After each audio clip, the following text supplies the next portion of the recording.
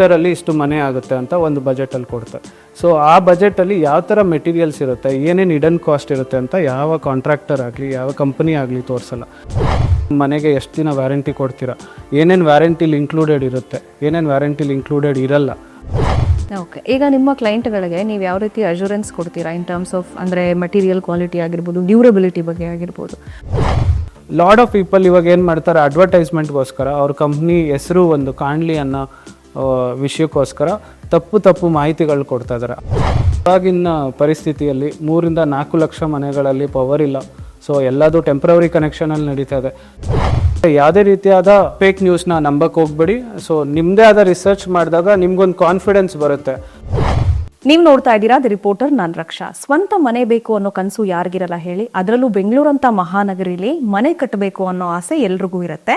ತಮ್ಮ ಜೀವಮಾನ ದುಡ್ಡನ್ನೆಲ್ಲ ಅವರು ಮನೆ ಮೇಲೆ ಇನ್ವೆಸ್ಟ್ ಮಾಡೋದಕ್ಕೆ ಹೋಗ್ತಾರೆ. ಆದರೆ ನಾವು ಮನೆ ಕಟ್ಟಬೇಕು ಅಂತಂದ್ರೆ ಏನೆಲ್ಲ ನೋಡಬೇಕು, ಏನೆಲ್ಲ ಸವಾಲುಗಳು ಎದುರಾಗುತ್ತೆ, ನಿಜಕ್ಕೂ ಕಡಿಮೆ ಬಜೆಟಲ್ಲಿ ನಾವು ಮನೆ ಕಟ್ಟಬಹುದಾ, ಅಥವಾ ಸೈಟ್ ಇದೆ ಅಂದ ತಕ್ಷಣ ಮನೆ ಕಟ್ಟೋದು ಈಸಿನಾ? ಈ ಥರದ ಸಾಕಷ್ಟು ಪ್ರಶ್ನೆಗಳು ನಿಮಗೂ ಕೂಡ ಇರುತ್ತೆ. ಈ ಎಲ್ಲ ಪ್ರಶ್ನೆಗಳಿಗೆ, ಅನುಮಾನಗಳಿಗೆ ಉತ್ತರ ಕೊಡೋದಕ್ಕೆ ಇವತ್ತು ನಮ್ಮ ಜೊತೆ ಇದ್ದಾರೆ ಅಚಲ ಕನ್ಸ್ಟ್ರಕ್ಷನ್ಸ್ನ ಫೌಂಡರ್ ಪ್ರೀತಮ್ ಅಚಲ. ಅವರನ್ನ ಕಾರ್ಯಕ್ರಮಕ್ಕೆ ವೆಲ್ಕಮ್ ಮಾಡೋಣ. Hi mister Preetham, welcome to the show. Hi Raksha, thanks for having me. ನಾನು ಹೇಳ್ತಾ ಇದ್ದೆ, ಈಗ ಮನೆ ಕಟ್ಟೋ ಕನಸು ಎಲ್ರಿಗೂ ಇರುತ್ತೆ. ಅದರಲ್ಲೂ ಈ ಬೆಂಗಳೂರಂತ ಮಹಾನಗರಿಯಲ್ಲಿ ನಮ್ದೊಂದು ಪುಟ್ಟ ಜಾಗ ಇರಬೇಕು ಅಥವಾ ಒಂದು ಮನೆ ನಾವು ಕೊಂಡ್ಕೋಬೇಕು ಅಂತ, ಈ ಲೋ ಬಜೆಟ್ ಕಡಿಮೆ ಬಜೆಟ್ ಅಲ್ಲಿ ಮನೆ ಕಟ್ಟಬೇಕು ಅನ್ನೋದನ್ನ ನಾವು ಸಾಕಷ್ಟು ನೋಡ್ತಾ ಇರ್ತೀವಿ. ಸೊ ನಿಜಕ್ಕೂ ಕಡಿಮೆ ಬಜೆಟ್ ಅಲ್ಲಿ ನಾವು ಮನೆ ತಗೋಬಹುದಾ ಅಥವಾ ಕಟ್ಟಬಹುದಾ, ಹೇಗ್ ವರ್ಕ್ ಆಗುತ್ತೆ ಅದು ಅಂತ? ಮೇಡಮ್, ಇವಾಗ ನಾವು ಲೋ ಬಜೆಟ್ ಅಥವಾ ನಮ್ಮ ಬಜೆಟ್ ಫ್ರೆಂಡ್ಲಿ ಮನೆ ಅಂತ ನಾವೇನು ಯೋಚನೆ ಮಾಡ್ತೀವಿ ಅಥವಾ ಅದ್ರ ಬಗ್ಗೆ ಮಾತಾಡ್ತೀವಿ. ಸೊ ಲೋ ಬಜೆಟ್ ಅನ್ನೋದಕ್ಕಿಂತ ನಿಮ್ಮ ಬಜೆಟ್ ಯಾವ ಥರ ಇದೆ, ಸೊ ಎವ್ರಿ ಇಂಡಿವಿಜುವಲ್ಸ್ಗೆ ಅವ್ರಿಗೆ ಸಪ್ರೇಟ್ ಆದಂಥ ಅವ್ರಿಗೆ ಶಕ್ತಿ ಇರುವಂಥ ಬಜೆಟ್ ಇರುತ್ತೆ.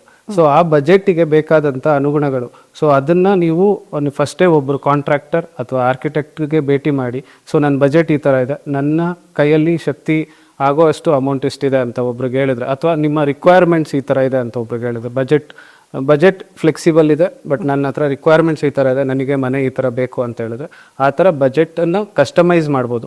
ಅಥವಾ ನಿಮಗೆ ಬಜೆಟ್ ಪ್ರಾಬ್ಲಮ್ ಇಲ್ಲ, ನನಗೆ ಬರೀ ಒಂದು ಒಳ್ಳೆ ಮನೆ ಬೇಕು ಅಂತಂದರೆ ಬಜೆಟ್ ಫ್ರೆಂಡ್ಲಿ ಮನೆ ಕೂಡ ಮಾಡ್ಬೋದು. ಅಥವಾ ನಿಮ್ಮ ಕನಸಿನ ಮನೆ, ಕಸ್ಟಮೈಸ್ಡ್ ಮನೆ ಅಂತ ಏನಿರುತ್ತೆ, ಸೊ ಅದಕ್ಕೆ ಕೂಡ ಮಾಡ್ಬೋದು. ಸೊ ನಿಮ್ಮ ಆಯ್ಕೆಗಳು ಯಾವ ಥರ ಇರಬೇಕು ಅಂತಂದರೆ, ನೀವು ಒಂದು ಮನೆ ಕಟ್ಟುವ ಮುಂಚೆ ಸೊ ನಿಮ್ಮ ಸೈಟ್ ಡೈಮೆನ್ಷನ್ಸ್ ಏನಿದೆ, ಸೊ ಆ ಸೈಟ್ ಡೈಮೆನ್ಷನ್ ಮೇಲೆ ಕೂಡ ನಿಮ್ಮ ಬಜೆಟ್ಟು ಡಿಪೆಂಡೆಂಟ್ ಇರುತ್ತೆ. ಸೊ ನಿಮ್ಮ ಸೈಟ್ ಡೈಮೆನ್ಷನ್ಸ್ ಕೂಡ ಚೆಕ್ ಮಾಡಬೇಕು. ನಿಮ್ಮ ಮೆಟೀರಿಯಲ್ ಸ್ಪೆಸಿಫಿಕೇಷನ್ಸ್ ಚೆಕ್ ಮಾಡಬೇಕಾಗತ್ತೆ. ಸೊ ಕ್ವಾಲಿಟಿ ಆಫ್ ಮೆಟೀರಿಯಲ್ಸ್ ಯಾವ ಥರ ಇರುತ್ತೆ ಅದನ್ನು ಚೆಕ್ ಮಾಡಬೇಕಾಗತ್ತೆ.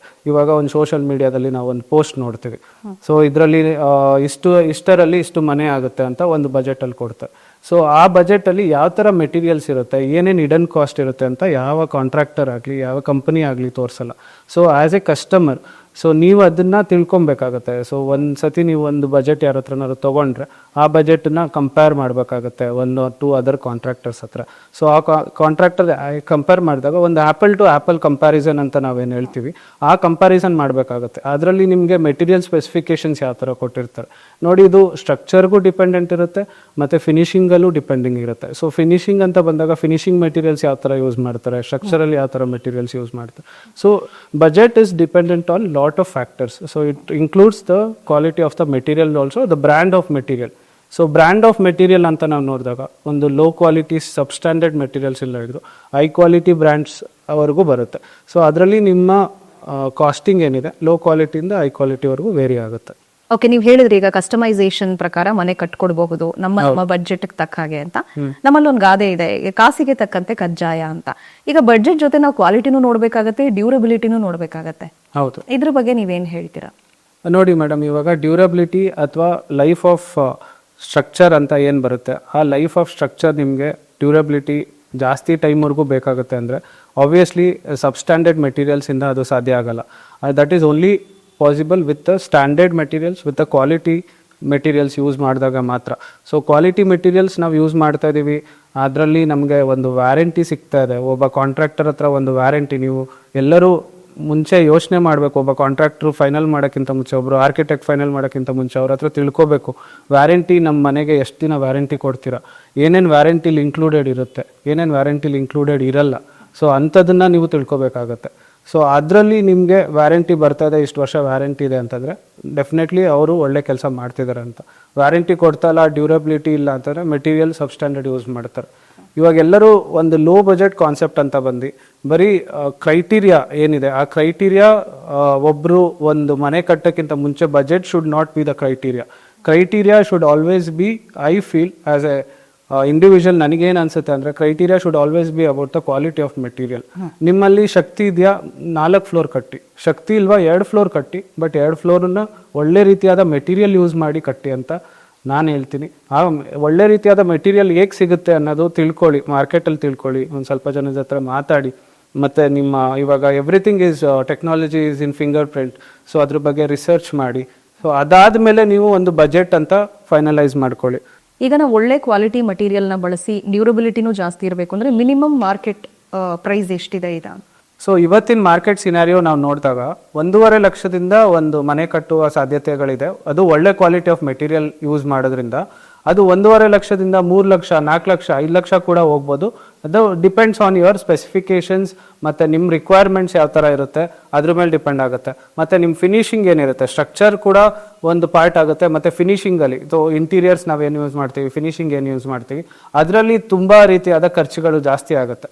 ಸೊ ಒಂದು ಒಳ್ಳೆ ಮನೆ ಬೇಕು, ಒಂದು 20-30 ಮನೆಯಲ್ಲಿ ಒಂದು 600 ಸ್ಕ್ವೇರ್ ಫೀಟಲ್ಲಿ ಒಂದು ಒಳ್ಳೆ ಫ್ಯಾಮಿಲಿಗೆ ಒಂದು ಮನೆ ಬೇಕಾಗುತ್ತೆ ಅಂದರೆ ನಿಮಗೆ ಒಂದು 10ರಿಂದ 12 ಲಕ್ಷಕ್ಕೆ ಬರೀ ಕನ್ಸ್ಟ್ರಕ್ಷನ್ಗೆ ಆಗುತ್ತೆ. ಕನ್ಸ್ಟ್ರಕ್ಷನ್ ಬಿಟ್ಟು ಬೇರೆ ನಿಮ್ದು ಅಪ್ರೂವಲ್ ಚಾರ್ಜಸ್ ಏನಿರುತ್ತೆ, ಇವಾಗ BDA, BBMP, ಪಂಚಾಯತ್, ಗೌರ್ಮೆಂಟ್ ಅಪ್ರೂವಲ್ಸ್ಗಳೇನಿರುತ್ತೆ, ಸೊ ಆ ಅಪ್ರೂವಲ್ಗಳಿಗೆ ಎಕ್ಸ್ಟ್ರಾ ಖರ್ಚುಗಳಾಗುತ್ತೆ. ಮತ್ತು ಅದು ಪ್ರೀ ಅಪ್ರೂವಲ್ಸ್ ಇರ್ಬೋದು, ಪೋಸ್ಟ್ ಅಪ್ರೂವಲ್ಸ್ ಆಗುತ್ತೆ. ಪೋಸ್ಟ್ ಅಪ್ರೂವಲ್ಸ್ ಅಂತ ಬಂದಾಗ ನಿಮ್ಮ ಮನೆ ಕನೆಕ್ಷನ್ಸ್ ಆಗಿರ್ಬೋದು, ವಿಚ್ ಈಸ್ ಪವರ್ ಕನೆಕ್ಷನ್ಸ್ ಮತ್ತು ವಾಟರ್ ಕನೆಕ್ಷನ್ಸ್, ಅದು ಎಲ್ಲದಕ್ಕೂ ಒಂದು ಎಕ್ಸ್ಟ್ರಾ ಆಗುತ್ತೆ. ಸೊ ಇವಾಗ ಒಂದು 20-30ಲಿ ಒಂದು ಗ್ರೌಂಡ್ ಫ್ಲೋರ್ ನಾವು ಮಾಡ್ತೀವಿ ಅಂತಂದರೆ ಒಂದು 15 ಲಕ್ಷದವರೆಗೂ ಎಲ್ಲ ಕಂಪ್ಲೀಟ್ ಖರ್ಚು ಮಾಡಬೇಕಾಗತ್ತೆ. ಈಗ ಒಂದು ಸ್ಟ್ಯಾಂಡರ್ಡ್ 30-40 ಸೈಟಲ್ಲಿ ನಾವು ಕನ್ಸ್ಟ್ರಕ್ಷನ್ ಜೊತೆಗೆ ಇಂಟೀರಿಯರ್ಸು ಸೇರಿ ಬಿಲೋ 60 ಲ್ಯಾಕ್ಸ್ ಮನೆ ಕಟ್ಕೊಡ್ತೀವಿ ಅಂತ ಸಾಕಷ್ಟು ಜನ ಹೇಳ್ತಾರೆ.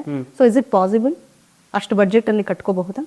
ಹಾಂ ಮೇಡಮ್, ನಾವು ಒಂದು ಬಜೆಟ್ ಅಂತ ಮಾತಾಡಿದಾಗ ನಾವು ಹೇಳ್ದವಲ್ಲ, ಸ್ಪೆಸಿಫಿಕೇಷನ್ಸ್ ಅನ್ನೋದು ತುಂಬ ಇಂಪಾರ್ಟೆಂಟ್ ಆಗುತ್ತೆ. ನಿಮಗೆ ಸ್ಪೆಸಿಫಿಕೇಷನ್ಸ್ ಯಾವ ಥರ ಇರುತ್ತೆ ಅದ್ರ ಮೇಲೆ ಬಜೆಟ್ಟು ಡಿಸೈನ್ ಮಾಡಬೇಕಾಗುತ್ತೆ, ಕಸ್ಟಮೈಸ್ ಮಾಡಬೇಕಾಗುತ್ತೆ. ಸೊ ಆ ಬಜೆಟಲ್ಲಿ ನಿಮಗೆ 60 ಲ್ಯಾಕ್ಸಲ್ಲಿ ಇಂಥದ್ದೇ ನನಗೆ ಮನೆ ಬೇಕು ಅಂತಂದರೆ ಆ ಥರ ಕಸ್ಟಮೈಸ್ ಮಾಡ್ಬೋದಾಗುತ್ತೆ. ಬಟ್ ಏನೊಂದು ಮಿಸ್ಕನ್ಸೆಪ್ಷನ್ ಎಲ್ಲರಲ್ಲಿ ಇವಾಗ ಶುರು ಆಗಿದೆ ಸೋಷಲ್ ಮೀಡಿಯಾದಿಂದ. ಸೊ ಅದು ಮಿಸ್ಕನ್ಸೆಪ್ಷನ್, ಮಿಸ್ಇನ್ಫಾರ್ಮೇಷನ್ ಅಥವಾ ಮಿಸ್ ಅಂಡರ್ಸ್ಟ್ಯಾಂಡಿಂಗ್ ಅಂತ ಹೇಳ್ಬೋದು. ಲಾಟ್ ಆಫ್ ಪೀಪಲ್ ಇವಾಗ ಏನು ಮಾಡ್ತಾರೆ, ಅಡ್ವರ್ಟೈಸ್ಮೆಂಟ್ಗೋಸ್ಕರ ಅವ್ರ ಕಂಪ್ನಿ ಹೆಸರು ಒಂದು ಕಾಣಲಿ ಅನ್ನೋ ವಿಷಯಕ್ಕೋಸ್ಕರ ತಪ್ಪು ಮಾಹಿತಿಗಳು ಕೊಡ್ತಾ ಇದ್ದಾರೆ. ಆ ಮಾಹಿತಿಗಳು ತುಂಬ ತಪ್ಪು. ಯಾಕಂದರೆ ಒಬ್ಬರು ಕಡಿಮೆ ಬಜೆಟಲ್ಲಿ ಹೋಗಿ ಮನೆ ಮಾಡ್ತೀವಿ ಅಂದರೆ ಇವಾಗಿನ ಸಿನ್ಯಾರಿಯೋದಲ್ಲಿ, ಇವಾಗಿನ ಸಿಚುವೇಷನಲ್ಲಿ ಮೆಟೀರಿಯಲ್ ಕಾಸ್ಟ್ ಅನ್ನೋದೇನಿದೆ, ನಾವು ಸಿಮೆಂಟ್ ಆಗಲಿ, ಸ್ಟೀಲ್ ಆಗಲಿ, ಮತ್ತು ನಾವೊಂದು ಎಮ್ಸ್ಯಾಂಡ್ ತರ್ತೀವಿ ಅದಾಗಲಿ, ಎಲ್ಲ ಪ್ರತಿಯೊಂದು ಕೂಡ ಮೆಟೀರಿಯಲ್ ಕಾಸ್ಟ್ ತುಂಬಾ ಹೈ ಇದೆ. ಸೊ ಆ ಮೆಟೀರಿಯಲ್ ಕಾಸ್ಟಲ್ಲಿ ನಿಮಗೆ ಮನೆ ಇಷ್ಟು ಬಜೆಟಲ್ಲೇ ಆಗುತ್ತೆ ಅನ್ನೋದು that is very wrong. So ಅದು ಮಿಸ್ಇನ್ಫಾರ್ಮೇಷನ್ ಆಗಿದೆ. ಸೊ ಆಗೋದ್ರಿಂದ ಆ ಮಿಸ್ಇನ್ಫಾರ್ಮೇಷನ್ ಇರೋದ್ರಿಂದ ಸೊ ಎಲ್ಲರೂ ನಾನು ಹೇಳಿದ ಪ್ರಕಾರ ಎಲ್ಲರೂ 1-2 ಸತಿ ವಿಸಿಟ್ ಮಾಡಿ 2-3 ಕೊಟೇಶನ್ಗಳು ತೊಗೊಳ್ಳಿ. ಸೊ ಆ ಕೊಟೇಶನ್ ಬೇಸಿಸ್ ಮೇಲೆ ಯಾವುದಿದೆ ಅನ್ನೋದು ತಿಳ್ಕೊಳ್ಳಿ. ಆಮೇಲೆ ನೀವು ನಿಮ್ಮ ಬಜೆಟನ್ನು ಫೈನಲೈಸ್ ಮಾಡ್ಕೊಳ್ಳಿ. ಓಕೆ, ಈಗ ಸೋಷಿಯಲ್ ಮೀಡಿಯಾದಲ್ಲಿ ನೀವು ಹೇಳಿದಾಗೆ ಸಾಕಷ್ಟು ಪ್ರೈಸಿಂಗ್ಸ್ ತೋರಿಸ್ತಾರೆ. ಬಟ್ ನಾವೊಂದು 3-4 ಜನ ಕನ್ಸ್ಟ್ರಕ್ಟರ್ಸ್ ಹತ್ರ ಮಾತಾಡಿದಾಗ ಅಲ್ಲಿ ಪ್ರೈಸಿಂಗ್ ಡಿಫ್ರೆನ್ಸಸ್ ಇರುತ್ತೆ. ಸೊ ಯಾಕೆ ಆ ಡಿಫ್ರೆನ್ಸ್ ಬರುತ್ತೆ ಅಂತ ಒಬ್ಬೊಬ್ರು ಒಂದೊಂದು ಪ್ರೈಸಿಂಗ್ ಕೋಟ್ ಮಾಡ್ತಾರಲ್ಲ. ಹಾಂ, ಇದು actually good question. So differences ಏನಕ್ಕೆ ಬರುತ್ತೆ ಅಂತಂದರೆ, ಸೊ ಒಬ್ಬ ಕಾಂಟ್ರಾಕ್ಟರು ಅವರ ಸ್ಪೆಸಿಫಿಕೇಶನ್ಸ್ ಏನಿರುತ್ತೆ ಅಥವಾ ಅವ್ರದ್ದು ಒಂದು ಪ್ಯಾಕೇಜ್ ಏನಿರುತ್ತೆ. ಸೊ ಎಲ್ಲ ಕಾಂಟ್ರಾಕ್ಟರ್ಸು ಅವ್ರದ್ದೇ ಒಂದು ಪ್ಯಾಕೇಜ್ ಅಂತ ಒಂದು ಮಾಡ್ಕೊಂಡಿರ್ತಾರೆ. ಆ ಪ್ಯಾಕೇಜ್ ಅನುಗುಣವಾಗಿ ನಿಮಗೆ ಒಂದು ಬಜೆಟ್ ಅಂತ ಕೊಡ್ತಾರೆ. ಸೊ ಆ ಪ್ಯಾಕೇಜ್ ಬಜೆಟ್ಗಳಲ್ಲಿ ಯಾವ್ಯಾವ ಮೆಟೀರಿಯಲ್ಸ್ ಇನ್ಕ್ಲೂಡೆಡ್ ಇರುತ್ತೆ, ಯಾವ್ಯಾವ ಬ್ರ್ಯಾಂಡ್ ಇನ್ಕ್ಲೂಡೆಡ್ ಇರುತ್ತೆ, ಯಾವ ಥರದ ಮೆಟೀರಿಯಲ್ಸ್ ಯೂಸ್ ಮಾಡ್ತಾರೆ, ಯಾವ ಥರದ ಕ್ವಾಲಿಟಿ ಯೂಸ್ ಮಾಡ್ತಾರೆ ಅನ್ನೋದು ಒಂದು ಫೋಕಸ್ ಮಾಡಬೇಕಾಗುತ್ತೆ. ಸೊ ಒಬ್ಬೊಬ್ಬರು ಕಾಂಟ್ರಾಕ್ಟರು ಬೇರೆ ಥರ ಮೆಟೀರಿಯಲ್ ಸ್ಪೆಸಿಫಿಕೇಶನ್ಸ್ ಇರುತ್ತೆ. ಸೊ ಪ್ರತಿಯೊಂದು ಬ್ರ್ಯಾಂಡ್ದು ಸಪ್ರೇಟ್ ಪ್ರೈಸಸ್ ಮತ್ತು ಅದರದ್ದು ಕ್ವಾಲಿಟಿ ಇರೋದ್ರಿಂದ ಸೊ ಅಲ್ಲಿಗೆ ನಿಮಗೆ ಡಿಫ್ರೆನ್ಸಸ್ ಬರುತ್ತೆ. ಮತ್ತು ಇನ್ನೊಂದು, ಒಬ್ಬರು ಟರ್ನ್ ಕೀ ಪ್ರಾಜೆಕ್ಟ್ ಅಂತ ಮಾಡ್ಕೊಳ್ತಾರೆ. ಒಂದು ಟರ್ನ್ ಕೀ ಪ್ರಾಜೆಕ್ಟ್ ಅಂದರೆ ನೀವು ಒಬ್ರಿಗೆ ವಹಿಸಿದ ಮೇಲೆ, ಒಬ್ಬ ಕಾಂಟ್ರಾಕ್ಟರ್ ಅಥವಾ ಆರ್ಕಿಟೆಕ್ಟ್ಗೆ ಒಂದು ಕೆಲಸ ವಹಿಸಿದ ಮೇಲೆ ಟರ್ನ್ ಕೀ ಅಂದರೆ ಪ್ರತಿಯೊಂದು ಇನ್ಕ್ಲೂಡೆಡ್ ಆಗಿರಬೇಕು. ಅಕಸ್ಮಾತ್ ಅದು ಇನ್ಕ್ಲೂಡ್ ಆಗಿಲ್ಲ ಅಂತಂದರೆ ನಿಮ್ಮಲ್ಲಿ ತುಂಬ ಇಡನ್ ಕಾಸ್ಟ್ಗಳಿರುತ್ತೆ. ಅದಕ್ಕೆ ನೀವು ಅವ್ರ ಹತ್ರ ಕೇಳಬೇಕು, is it a turnkey construction or just a built-up area construction ಅಂತ. ಸೊ ಬಿಲ್ಟಪ್ ಏರಿಯಾ ಕನ್ಸ್ಟ್ರಕ್ಷನ್ ಆದಾಗ ಏನಾಗುತ್ತೆ, anything that is outside the built-up area ನಿಮಗೆ ಚಾರ್ಜಸ್ ಎಕ್ಸ್ಟ್ರಾ ಆಗುತ್ತೆ. ಆ ಹಿಡನ್ ಚಾರ್ಜಸ್ಸು ನಿಮಗೆ ಏನು ಕಡಿಮೆ ಬಜೆಟ್ ಅಂತ ನೀವು ಹೋಗಿ ಒಬ್ರು ಕಾಂಟ್ರಾಕ್ಟರ್ ಫೈನಲ್ ಮಾಡ್ತೀರಾ, ಅದಕ್ಕಿಂತ ನೀವು ಬೇರೆ ಕಾಂಟ್ರಾಕ್ಟರ್ಗೆ ಟರ್ನ್ ಕೀ ಅಂತ ನೋಡಿರ್ತಾರಲ್ಲ ಅವ್ರಿಗಿಂತ ಜಾಸ್ತಿ ಅದು ನಿಮಗೆ ಖರ್ಚು ಜಾಸ್ತಿ ಬೀಳುತ್ತೆ. ಓಕೆ, ಈಗ ನೀವು ನೋಡಿದ ಹಾಗೆ ಒಬ್ಬ ಕಾಮನ್ ಮ್ಯಾನು ಮನೆ ಕಟ್ಟೋದಕ್ಕೆ ಏನೆಲ್ಲ ಪ್ರಾಬ್ಲಮ್ಸ್ನ ಫೇಸ್ ಮಾಡಬೇಕಾಗುತ್ತೆ ಅಥವಾ ಫೇಸ್ ಮಾಡ್ತಾ ಇದ್ದಾರೆ ಇವಾಗ ಅಂತ? ಒಬ್ಬ ಆ್ಯಸ್ ಎ ಕಾಮನ್ ಮ್ಯಾನ್ ಇವಾಗ ಬ್ಯಾಂಗ್ಳೂರಲ್ಲಿ ಅಥವಾ ನಮ್ಮ ಕರ್ನಾಟಕದಲ್ಲಿ ನೋಡಬೇಕು ಅಂದರೆ ರೆವಿನ್ಯೂ ಡಿಪಾರ್ಟ್ಮೆಂಟ್ಗಳಿಂದ ತುಂಬ ಪ್ರಾಬ್ಲಮ್ಸ್ ಆಗಿದೆ. ಸೊ ಆ ಪ್ರಾಬ್ಲಮ್ಸ್ ನಿಮ್ಮ ಖಾತಾ ಬದಲಾವಣೆ ಆಗಿರ್ಬೋದು, ಈ ಖಾತಾ ಆಗಿರ್ಬೋದು, ಎ ಖಾತೆಯಿಂದ ಈ ಖಾತಾ ಆಗಿರಬೇಕು. ಈ ಖಾತಾ ಆಗಿದ್ರೆ ಮಾತ್ರ ನಿಮಗೆ ಅಪ್ರೂವಲ್ ಸಿಗುತ್ತೆ. ಆ ಅಪ್ರೂವಲ್ಸು BDAಗೆ ಸಪ್ರೇಟ್ ಇರುತ್ತೆ, BBMP ಸಪ್ರೇಟ್ ಇರುತ್ತೆ, ಪಂಚಾಯತ್ಗೆ ಸಪ್ರೇಟ್ ಇರುತ್ತೆ. ಸೊ ಆ ಅಪ್ರೂವಲ್ಸ್ಗಳು ಯಾವ ಥರ ಸಿಗುತ್ತೆ ನಿಮಗೆ ಅದರನ್ನೇ, ಮತ್ತು ಅದ್ರ ಬಗ್ಗೆ ಸೆಟ್ ಬ್ಯಾಕ್ ಇವಾಗ ಏನು ಸೆಟ್ ಬ್ಯಾಕ್ ರೆಗ್ಯುಲೇಷನ್ಸ್ ಬಂದಿದೆ ಅದು ತುಂಬ ಇಂಪ್ಲಿಮೆಂಟ್ ಆಗಿದೆ. ಸೊ ಆ ಸೆಟ್ ಬ್ಯಾಕ್ ರೆಗ್ಯುಲೇಷನ್ಸ್ ಬಗ್ಗೆ ನೀವು ಒಂದು ಮಾಹಿತಿ ಇಟ್ಕೋಬೇಕಾಗುತ್ತೆ. ಆ ಸೆಟ್ ಬ್ಯಾಕಲ್ಲೇ ನಿಮ್ಮದು ಮನೆ ಕಟ್ಟಬೇಕಾಗತ್ತೆ. ಇಲ್ಲಾಂದರೆ ಬೇರೆ ಬೇರೆ ಬೇರೆ ರೀತಿಯಾದ ಪ್ರಾಬ್ಲಮ್ಸ್ ನಿಮಗೆ ಕ್ರಿಯೇಟ್ ಆಗುತ್ತೆ. ಸೊ ಪ್ರೀ ಅಪ್ರೂವಲ್ಸ್ ಒಂದು ಫ್ಯಾಕ್ಟರ್ ನೀವು ಮೈಂಡಲ್ಲಿ ಇಟ್ಕೊಬೇಕಾಗಿರೋದು, ಮತ್ತು ಪೋಸ್ಟ್ ಅಪ್ರೂವಲ್ ಒಂದು ಫ್ಯಾಕ್ಟರು. ಸೊ ಪ್ರೀ ಅಪ್ರೂವಲಲ್ಲಿ ನಿಮ್ಮ ಸೆಟ್ ಬ್ಯಾಕ್ ಎಷ್ಟು ಬಿಡಬೇಕು ಮತ್ತು ನಿಮ್ಮ ಬಿಲ್ಡಿಂಗ್ ಪ್ಲ್ಯಾನ್ ಯಾವ ಥರ ಇರಬೇಕು ಅದೊಂದು ಪ್ರತಿಯೊಂದು ಅಪ್ರೂವಲ್ಸ್ ಬರುತ್ತೆ. ಆ ಅಪ್ರೂವಲ್ ಪ್ರಕಾರ ನೀವು ಒಂದು ಮನೆ ಕಟ್ಟಬೇಕಾಗುತ್ತೆ. ಸೊ ನೀವು ಅಪ್ರೂವಲಿಂದ ಡಿವಿಯೇಷನ್ ಮಾಡಿದ್ರಿ ಅಂದರೆ ನಿಮಗೆ ಇವಾಗಿನ ಪರಿಸ್ಥಿತಿಯಲ್ಲಿ 3-4 ಲಕ್ಷ ಮನೆಗಳಲ್ಲಿ ಪವರ್ ಇಲ್ಲ. ಸೊ ಎಲ್ಲದು ಟೆಂಪ್ರವರಿ ಕನೆಕ್ಷನಲ್ಲಿ ನಡೀತಾ ಇದೆ. ಸೊ ಅದೇ ರೀತಿಯಾದ ಪ್ರಾಬ್ಲಮ್ಸ್ ನೀವು ಕೂಡ ಫೇಸ್ ಮಾಡೋ ಪರಿಸ್ಥಿತಿ ಬರ್ಬೋದು. So as A common man ನೀವು ತಿಳ್ಕೊಬೇಕು ಅಪ್ರೂವಲ್ಸ್ ಯಾವ ಥರ ಇದೆ, ನಿಮ್ಮ ರೋಡ್ ವಿಡ್ತಿಯಲ್ಲಿ ಎಷ್ಟು ನಿಮಗೆ ಫ್ಲೋರ್ ರೈಸ್ ಸಿಗುತ್ತೆ. ಒಂದು ರೋಡ್ ವಿಡ್ತ್ ಅಂತ ಅಂದಾಗ ಒಂದು 30 ಫೀಟ್ಗೆ ಒಂದು G+2 G+3 ಕೊಡ್ತಾರೆ, 40 ಫೀಟ್ಗಾದರೆ G+3 G+4 ಕೊಡ್ತಾರೆ. ಸೊ ಆ ರೀತಿಯಾದ ಮಾಹಿತಿ ನಿಮ್ಮಲ್ಲಿ ಇರೋದು ಒಳ್ಳೆಯದು. ಮತ್ತು ಒಂದು ಲೋಕಲ್ ಬಾಡಿ ಅಥಾರಿಟೀಸ್ ಯಾರು ಇರ್ತಾರೆ, ನೀವು ಔಟ್ಸೈಡ್ ಆಫ್ ಬ್ಯಾಂಗ್ಳೂರ್ ಇದ್ದರೆ ಪಂಚಾಯತ್ ಖಾತಾ ಬರುತ್ತೆ, ಮತ್ತು ಮುನ್ಸಿಪಾಲಿಟೀಸ್ ಬರುತ್ತೆ. ಇನ್ಸೈಡ್ ಆಫ್ ಬ್ಯಾಂಗ್ಳೂರ್ ಇದ್ದರೆ BDA BBMP ಬರುತ್ತೆ. ಸೊ ಆ ಅಪ್ರೂವಲ್ ಬಗ್ಗೆ ನಿಮಗೆ ಮಾಹಿತಿ ಇರಬೇಕು. ಆ ಅಪ್ರೂವಲ್ಸ್ ಎಲ್ಲಿ ಸಿಗುತ್ತೆ ಅಥವಾ ಯಾರು ಮಾಡಿಸ್ಕೊಡ್ತಾರೆ ಅನ್ನೋದು ನಿಮ್ಗೆ ಗೊತ್ತಿರಬೇಕು. ಸೊ ಒಂದು ಆ ಸತಿ ಆ ಅಪ್ರೂವಲ್ಸ್ ಆದಮೇಲೆ ನಿಮಗೆ ಬೇರೆ ಬೇಕಾಗಿದ್ದಂಥ ಟೆಂಪ್ರವರಿ ಕನೆಕ್ಷನ್ಸ್ ಪವರ್ ಆಗಲಿ ಅದು ನೀವೇ ಓನರ್ ಕಡೆಯಿಂದ ಮಾಡಿಕೊಡ್ಬೇಕಾಗತ್ತೆ. ಮತ್ತು ವಾಟರ್ ಕನೆಕ್ಷನ್ಸ್ ಏನಿರುತ್ತೆ ಅದು ಬೋರ್ವೆಲ್ ಅದು ಕೂಡ ಓನರ್ ಮಾಡಿಕೊಡ್ತಾರೆ. ಅಕಸ್ಮಾತ್ ನಿಮ್ಮಲ್ಲಿ ನೀರಿಲ್ಲ ಅಂತಂದರೆ ಅದರಲ್ಲಿ ನೀವು ವಾಟರ್ ಹೊರಗಡೆಯಿಂದ ತರಿಸ್ಕೊಡೋದಾಗಲಿ ಅಥವಾ ನೀವು ಒಬ್ಬರು ಕಾಂಟ್ರಾಕ್ಟರ್ಗೆ ಇನ್ಕ್ಲೂಡಿಂಗ್ ವಾಟರ್ ಕೊಡ್ತೀರಾ ಅಂತಂದರೆ ಪ್ಯಾಕೇಜಲ್ಲಿ ಅದು ಕೂಡ ಮಾಡ್ಬೋದಾಗಿರುತ್ತೆ. ಸೊ ಈ ಥರ ಬೇಸಿಕ್ ಪ್ರಿಪೇರ್ಡ್ನೆಸ್ ಅಂತ ನಾವೇನು ಹೇಳ್ತೀವಿ ಒಂದು ಪ್ರಾಜೆಕ್ಟಿಂದ ಮಾಡೋಕ್ಕಿಂತ ಮುಂಚೆ ಅದು ಇಂಪಾರ್ಟೆಂಟ್ ಆಗಿರುತ್ತೆ. ಆ ಪ್ರಿಪೇರ್ಡ್ನೆಸ್ ಇದ್ದರೆ ನಿಮಗೆ smooth and is of construction ಆರಾಮಾಗಿ ಆಗುತ್ತೆ. ಓಕೆ, ಈಗ ಸೈಟ್ ಇದ್ದ ತಕ್ಷಣ ಮನೆ ಕಟ್ಟೋದು ಈಸಿನಾ? ಸೈಟ್ ಇರುತ್ತೆ, ಸೊ ಮನೆ ಕಟ್ಟೋದು ಸುಲಭ ಆಗುತ್ತಾ ಸೈಟ್ ಇದ್ದರೆ? ಹಾಂ, ಸೈಟ್ ಇದ್ದರೆ ಮನೆ ಕಟ್ಟೋದು ಈಸಿ ಅಂತಲ್ಲ. ಸೊ ನೀವು ಅದ್ರ ಬಗ್ಗೆ ಒಂದು ಬಜೆಟಿಂಗ್ ಅಂತ ಏನಿದೆ ಆ ಬಜೆಟಿಂಗ್ ಪ್ರಿಪೇರ್ ಮಾಡ್ಕೊಬೇಕಾಗುತ್ತೆ. ಆ ಬಜೆಟಿಂಗಲ್ಲಿ ನಿಮ್ಮ ಶಕ್ತಿ ಅನುಸಾರ ಮಾಡ್ಕೊಬೇಕಾಗುತ್ತೆ. ನಾವು ಹೇಳೋದು ಏನಂತಂದರೆ ಶಕ್ತಿ ಮೀರಿ ಮಾಡೋದಾಗಲಿ ಸಾಲ ಮಾಡಿ ಮಾಡೋದಾಗಲಿ ಇವಾಗಿನ ಪರಿಸ್ಥಿತಿಯಲ್ಲಿ ತುಂಬ ಕಷ್ಟ ಇದೆ. ಯಾಕಂದರೆ ರೆಂಟಲ್ ಈಲ್ಡ್ಸ್ ಅಂತ ನಾವೇನು ಹೇಳ್ತೀವಿ ಆ ರೆಂಟಲ್ ಈಲ್ಡ್ಸ್ ಕೂಡ ಕಡಿಮೆ ಇದೆ ಕಂಪ್ಯಾರಿಟಿವ್ಲಿ. ಯಾಕಂದರೆ ಇವಾಗಿನ ಸಿನಾರಿಯೋದಲ್ಲಿ ಸಪ್ಲೈ ಜಾಸ್ತಿ ಇದೆ, ಡಿಮ್ಯಾಂಡ್ ಕಡಿಮೆ ಇದೆ ರೆಂಟಲ್ ಈಲ್ಡ್ಸ್ಗೋಸ್ಕರ. ಸೊ ಆ ರೆಂಟಲ್ ಈಲ್ಡ್ಸು ನಿಮ್ಮ ಕನ್ಸ್ಟ್ರಕ್ಷನಲ್ಲಿ ಕಷ್ಟ ಆಗುತ್ತೆ. ಸೊ ಹಾಗಾಗಿ ನೀವೇನು ಒಂದು ರೆಸಿಡೆನ್ಷಿಯಲ್ ಕನ್ಸ್ಟ್ರಕ್ಷನ್ ಅಂತ ಏನು ಮಾಡ್ತೀರಾ, ಸೊ ಅದಕ್ಕೆ ನಿಮಗೆ ಸ್ವಂತವಾದ ಮನೆ ನಿಮ್ಗೇನು ಕಟ್ಕೊಬೇಕು ಅಥವಾ ಇಂಡಿವಿಜುವಲ್ ಮನೆ ಅಂತ ಏನು ನೀವು ಕಟ್ಕೊಬೇಕು. ಸೊ ಆ ಥರ ಇದ್ದರೆ ಬಜೆಟಿಂಗ್ ನೀವು ಫಸ್ಟು ಮಾಡ್ಕೊಳ್ಳಿ. ಬಜೆಟಿಂಗ್ ನಿಮ್ಮದು ಆ ಬಜೆಟಲ್ಲಿ ಎಂಥ ಬಜೆಟ್ ಮಾಡ್ಬೋದು, ಏನು ಯಾವ ಥರ ಕನ್ಸ್ಟ್ರಕ್ಷನ್ ಮಾಡ್ಬೋದು ಅನ್ನೋದು ನೀವು ತಿಳ್ಕೊಳ್ಳಿ. ಅದಾದಮೇಲೆ ಒಂದು ಒಳ್ಳೆ ಆರ್ಕಿಟೆಕ್ಟ್ ಅಥವಾ ಒಬ್ಬ ಒಳ್ಳೆ ಟರ್ನ್ ಕೀ ಕಂಪನಿ ಅಥವಾ ಕಾಂಟ್ರಾಕ್ಟರ್ ಹತ್ರ ಡಿಸೈನ್ ಮಾಡಿಸಿ. ಸೊ ಮನೆ design is very important. So that is the first stage of construction. So design ಇದ್ದರೆ ಎಕ್ಸಿಕ್ಯೂಷನ್ ಈಸಿ ಆಗುತ್ತೆ ಮೇಡಮ್. ಸೊ ಎಲ್ಲರೂ ಹೇಳ್ತಾರೆ ಒಬ್ಬ ಮೇಸ್ತ್ರಿ ಕೊಟ್ಬಿಟ್ಟು ಡಿಸೈನ್ ಮಾಡ್ತೀವಿ ಅಂತ. ಇಲ್ಲ, ಡಿಸೈನ್ ನೀವು ಒಂದು ಕನಸಿನ ಮನೆಗೆ ನೀವು ಅಷ್ಟು ದುಡ್ಡು ಹಾಕಿ ಒಂದು ಮನೆ ಮಾಡ್ತಿದ್ದೀರಾ ಅಂತಂದರೆ ಅದು ಟೆಕ್ನಿಕಲಿ ಏನಿರುತ್ತೆ ಆ ಟೆಕ್ನಿಕಲಿ ಮಾಡಿ ಪ್ರೊಫೆಷ್ನಲ್ ಆಗಿ ಮಾಡಿದ್ರೇ ಆ ಮನೆಗೆ ಲೈಫ್ ಜಾಸ್ತಿ ಇರುತ್ತೆ ಮತ್ತು ಡ್ಯೂರಬಿಲಿಟಿ ಜಾಸ್ತಿ ಇರುತ್ತೆ. ನೀವು ಒಂದು ಮನೆ ಕಟ್ಟೋಕ್ಕಿಂತ ಮುಂಚೆ ಒಂದು ಆ ಸ್ಟ್ರಕ್ಚರ್ಗೆ ಕೆಳಗಡೆ ಅಡಿಪಾಯಾಗೆ ಒಂದು ಫೌಂಡೇಶನ್ಗೆ ಸಾಯಿಲ್ ಕೆಪಾಸಿಟಿ ಯಾವ ಥರ ಇದೆ ಅಂತ ಹಿಡಿದು ಅಲ್ಲಿಂದ ಟೆಸ್ಟಿಂಗ್ ಸ್ಟಾರ್ಟ್ ಆಗಿ ಒಂದು ಸ್ಟ್ರಕ್ಚರಲ್ ಕನ್ಸಲ್ಟೆಂಟ್ ಹತ್ರ ಹೋಗಿ ಒಂದು ಡಿಸೈನಿಂಗ್ ಮಾಡಿಸಿದ್ಮೇಲೆ ನಿಮಗೆ ಗೊತ್ತಾಗುತ್ತೆ ಯಾವ ಥರ ಡಿಸೈನಿಂಗ್ ಮಾಡ್ಬೋದು, ಯಾವ ಥರ ಫೌಂಡೇಶನ್ ಹಾಕ್ಬೋದು, ಅಡಿಪಾಯ ಹಾಕ್ಬೋದು, ಕಾಲಮ್ಸ್ ಅಂದರೆ ಏನು, ಬೀಮ್ಸ್ ಅಂದರೆ ಏನು, ಎಷ್ಟು ಥಿಕ್ನೆಸ್ ಇರಬೇಕು ಅದನ್ನೆಲ್ಲ ನೀವು ತಿಳ್ಕೊಳ್ಳಿ. ನಿಮಗೆ ಗೊತ್ತಿಲ್ಲ ಪರವಾಗಿಲ್ಲ, ನಿಮ್ಮ ಕಾಂಟ್ರಾಕ್ಟರ್ ಹತ್ರ ಕೇಳಿ, ನಿಮ್ಮ ಆರ್ಕಿಟೆಕ್ಟ್ ಹತ್ರ ಕೇಳಿ, ಅದನ್ನು ತಿಳ್ಕೊಳ್ಳಿ. ಮತ್ತು ಯಾವುದೇ ರೀತಿಯಾದ ಫೇಕ್ ನ್ಯೂಸ್ನ ನಂಬಕ್ಕೆ ಹೋಗ್ಬೇಡಿ. ಸೊ ನಿಮ್ಮದೇ ಆದ ರಿಸರ್ಚ್ ಮಾಡಿದಾಗ ನಿಮ್ಗೊಂದು ಕಾನ್ಫಿಡೆನ್ಸ್ ಬರುತ್ತೆ. ಓಕೆ ನನಗೆ ಇಷ್ಟು ಮಾಡಿದ್ರೆ ಈ ಥರ ಮಾಡಿದ್ರೆ, ಅಥವಾ ಒಬ್ಬ ಕಾಂಟ್ರಾಕ್ಟರ್ ಕೊಟ್ಟಾಗ ನಾನು ಈ ಥರ ಚೆಕಿಂಗ್ ಮಾಡಿದ್ರೆ ನನಗೆ ಒಂದು ಒಳ್ಳೆ ರೀತಿಯಾದ ಮನೆ ಸಿಗ್ತಾ ಇದೆ ಅಂತ ನಿಮಗೂ ಒಂದು ಭರವಸೆ ಇರುತ್ತೆ. ಸೊ ಅದಕ್ಕೋಸ್ಕರ ನಾನು ಎಲ್ಲರಲ್ಲೂ ಹೇಳೋದೇನಂತಂದರೆ, ನೀವು ರಿಸರ್ಚ್ ಮಾಡಿ ತಿಳ್ಕೊಳ್ಳಿ, ಆಮೇಲೆ ಒಂದು ಬಜೆಟಿಂಗ್ ಆಗಲಿ ಒಂದು ಕನ್ಸ್ಟ್ರಕ್ಷನ್ ಆಗಲಿ ಸ್ಟಾರ್ಟ್ ಮಾಡಿ. ಓಕೆ, ಈಗ ನಿಮ್ಮ ಅಚಲ ಕನ್ಸ್ಟ್ರಕ್ಷನ್ಸ್ ಕಡೆಯಿಂದ ನೀವು ಎಷ್ಟು ಪ್ರಾಜೆಕ್ಟ್ಸ್ ಮಾಡಿದ್ದೀರಾ? ಈಗ ನಿಮ್ಮ ಹತ್ರ ಕ್ಲೈಂಟ್ಸ್ ಬರಬೇಕು ಅಂತಂದ್ರೆ how to trust your company?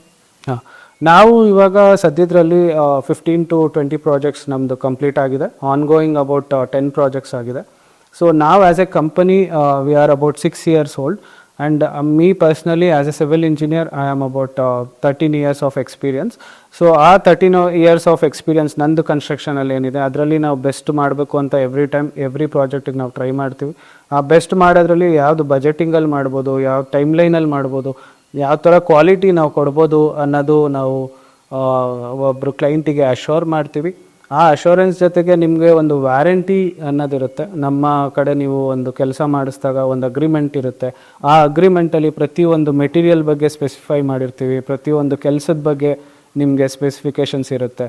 ತುಂಬ ಕನ್ಸ್ಟ್ರಕ್ಷನ್ ಸ್ಟಾರ್ಟಿಂಗಿಂದ ಸ್ಟ್ರಕ್ಚರಿಂದ ಹಿಡಿದು ಫೌಂಡೇಶನಿಂದ ಹಿಡಿದು ಪೇಂಟಿಂಗ್ ತನಕ everything will be defined in the agreement. ಮತ್ತು ಪೇಮೆಂಟ್ ಸ್ಕೆಡ್ಯೂಲ್ ಕೂಡ ನಮ್ಮದು ಈಸಿಯಾಗಿರುತ್ತೆ. ನಾವು ಒನ್ ಶಾರ್ಟ್ ಪೇಮೆಂಟ್ ಎಲ್ಲೂ ತೊಗೊಳ್ಳೋದು. ಯಾವಾಗಲೂ ನಮ್ಮ ಕೆಲಸ ಆಯಿತು, ನಮ್ಮದು ಒಂದು ಸ್ಟೇಜ್ ಮುಗೀತು ಅನ್ನೋ ಟೈಮಲ್ಲಿ ನಾವು ನಿಮ್ಮ ಹತ್ರ ಪೇಮೆಂಟ್ಗಳು ತೊಗೊತೀವಿ. ಸೊ ನಮ್ಮಲ್ಲಿ ನೀವು ಬರೋಕ್ಕಿಂತ ಮುಂಚೆ ಅಥವಾ ಯಾರೇ ಕಾಂಟ್ರಾಕ್ಟರ್ ಹತ್ರ ಹೋಗೋಕ್ಕಿಂತ ಮುಂಚೆ ನಿಮ್ಮದು ಡ್ಯೂ ಡೆಲಿಜೆನ್ಸ್ ಅಂತ ಏನಿರುತ್ತೆ ಅದನ್ನು ನೀವು ದಯವಿಟ್ಟು ಮಾಡಿ. ಒಂದು 3-4 ಕೋಟೇಶನ್ಗಳು ತೊಗೊಳ್ಳಿ, ಎಲ್ಲರ ಹತ್ರ ಮಾತಾಡಿ, ಒಂದು ಅವ್ರ ಆಫೀಸ್ಗಳಿಗೆ ಹೋಗಿ ಬನ್ನಿ, ಮತ್ತು ಅವ್ರು ಮಾಡ್ತಾ ಇರೋ ಪ್ರಾಜೆಕ್ಟ್ಗಳು ನೋಡ್ಕೊಂಡು ಬನ್ನಿ. ಆ ಪ್ರಾಜೆಕ್ಟ್ಗಳಲ್ಲಿ ನಿಮಗೆ ಯಾವ ಥರದ ಫಿನಿಶಿಂಗ್ ಮಾಡಿದ್ದಾರೆ ಅನ್ನೋದು ನೀವು ತಿಳ್ಕೊಳ್ಳಿ. ಅವ್ರ ಟೀಮ್ ಕೆಪಾಸಿಟಿ ಯಾವ ಥರ ಇದೆ, ಅವರಲ್ಲಿ ಇನ್ನೌಸ್ ಆರ್ಕಿಟೆಕ್ಟ್ ಇದ್ದಾರಾ, ಇನ್ನೌಸ್ ಇಂಜಿನಿಯರ್ಸ್ ಇದ್ದಾರಾ, ಮತ್ತು ಅವ್ರದ್ದೇ ಆದ ಒಂದು ಲೇಬರ್ ಟೀಮ್ ಇದೆಯಾ, ಅದನ್ನು ನೀವು ತಿಳ್ಕೊಬೇಕಾಗುತ್ತೆ. ತುಂಬ ಜನ ತುಂಬ ಪ್ರಾಜೆಕ್ಟ್ಸ್ ತೊಗೊಂಡ್ಬಿಡ್ತಾರೆ, ಅವ್ರಿಗೆ ಹ್ಯಾಂಡಲ್ ಮಾಡೋಕ್ಕಾಗಲ್ಲ.